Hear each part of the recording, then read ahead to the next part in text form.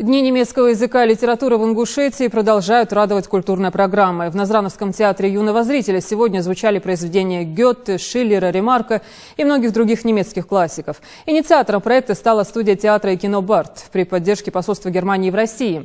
Залина Могушкова расскажет подробнее.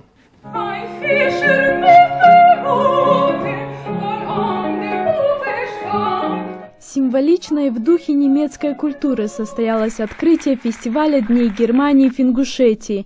Даже несмотря на то, что произведения великих немецких писателей звучали не только на своем родном, но и на русском и ингушском языках.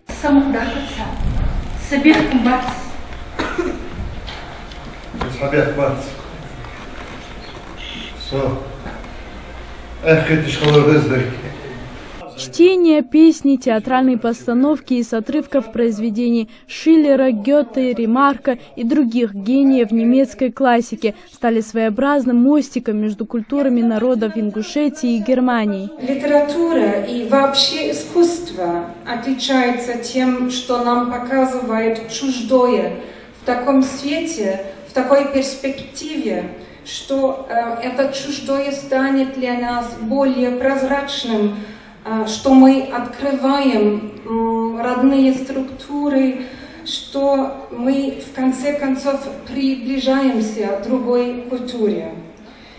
И это ведь, мне кажется, одна из предпосылок мирного сосуществования.